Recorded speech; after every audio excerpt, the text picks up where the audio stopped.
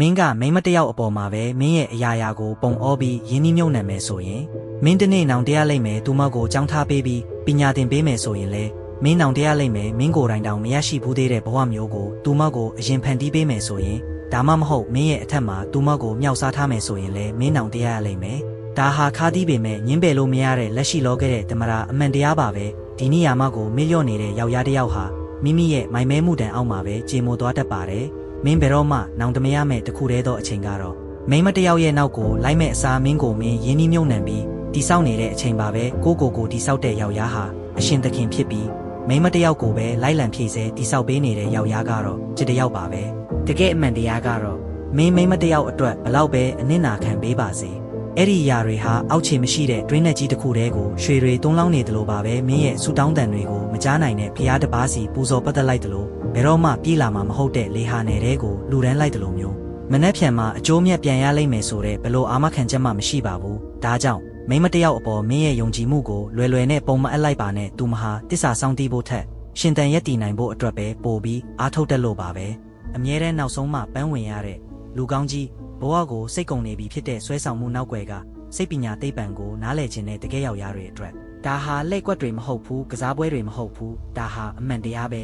နက်ရှိုင်းရှိနေတဲ့အမှန်တရားကတော့ငါမိန်းမတွေကိုချစ်တာထက်ပိုပြီးမင်းသူတို့ကိုမချစ်နိုင်ပါဘူးဒါပေမဲ့မင်းကိုအမှန်တရားအတိုင်းပြောပြဖို့ငါမှအားနည်းချက်မရှိဘူးအားနည်းတဲ့ယောက်ျားတွေကပဲမူသားသုံးတက်ကြပြီးအမှန်တရားကိုအလှဆင်ပြောတတ်ကြတာပါအဲ့ဒီလိုလူတွေဟာနောက်ဆုံးမှာတော့ကိုယ့်အပေါ်ဘာမှဂရုမစိုက်ခဲ့တဲ့မိန်းမတယောက်အတွက်နဲ့ဒူးထောက်ကိုကျွေးရင်းပဲအဆုံးတက်ရတတ်ပါတယ်မိန်းမတွေဆိုတာတဘာဝအရာတစ္ဆာဖောက်ဖျက်ဖို့မလေးတကြသူတွေပဲသူတို့အဲ့ဒီအတွက်တွေးနေစီစဉ်နေစရာမလိုပဲရင်ထဲကအလိုအလျောက်ဖြစ်ပျက်သွားတော့တာပဲဒါကြောင့်မိန်းမတယောက်အတွက်တခုခုမလုပ်ပေးခင်ပါအဲ့ဒါဟာမင်းဘက်ကလိုအပ်ရင်လက်လွတ်လိုက်လို့ရမယ့်အရာမျိုးဖြစ်ပါစေသူမကမင်းမျက်နှာကိုအဲ့ဒီအရာနဲ့ပြန်ပြစ်ပေါက်တဲ့အခါဒါမှမဟုတ်မင်းကိုစွန့်ပစ်သွားတဲ့အခါမင်းကိုပြင်းပြင်းထန်ထန်နာကျင်မသွားစေနဲ့အရာမျိုးပဲဖြစ်ပါစေဘာဖြစ်လို့လဲဆိုတော့သူမကမင်းကိုတနေ့စွန့်ပစ်မှာမို့လို့ပဲတကယ်မင်းကုန်းကဘယ်တော့လဲဆိုတာပဲ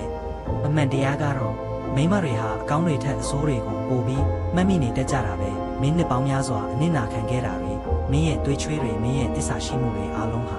စက္ကန့်ပိုင်းတွင်းမှာပဲပျောက်ကွယ်သွားနိုင်တယ်မင်းကသူမအပေါ်မှာ69%ကျော်ကောင်းခဲ့ပြီးတရက်တည်းမှာပဲအနှဲငယ်များမှားယွင်းပြီးဆိုးမိလိုက်တာနဲ့သူမဟာမင်းလှုပ်ပေးခဲ့သမျှအကောင်းတွေကိုချက်ချင်းမေ့ပစ်လိုက်ပြီးအဲ့ဒီအဆိုးတစ်ခုတည်းနဲ့ပဲမင်းကိုတစ်သက်လုံးအပြစ်တင်တော့မှာပဲမင်းရဲ့အမားတစ်ခုတည်းအတွက်နဲ့မင်းပေးခဲ့တဲ့ကောင်းချီးပေါင်းထောင်တောင်းကိုမေ့ပစ်လိုက်ပြီးမင်းရဲ့စိတ်အေးချမ်းမှုမင်းရဲ့ဘဝတစ်ခုလုံးနဲ့ယဉ်ပြီးကြီးကြီးမားမားပေးဆက်ရလိမ့်မယ်မိန်းမတွေကိုချစ်ပါဒါပေမဲ့အချစ်ဆိုတာမိုင်မဲချင်းမဟုတ်ဘူးဆိုတာကိုတော့နားလည်ထားပါရဲရင်ပြတ်သားမှုရှိနဲ့ချစ်ပါဒါမှမဟုတ်ရင်လုံးဝမချစ်ပါနဲ့ငါသာကြိုတိခဲ့ရင်ဆိုတဲ့စကားဟာအမြဲတမ်းမိုင်မဲသူတွေရဲ့နောက်ဆုံးထွက်သက်စကားလုံးတွေပါပဲသတိရှိနဲ့ရဲရင်စွာရှင်တန်ပါ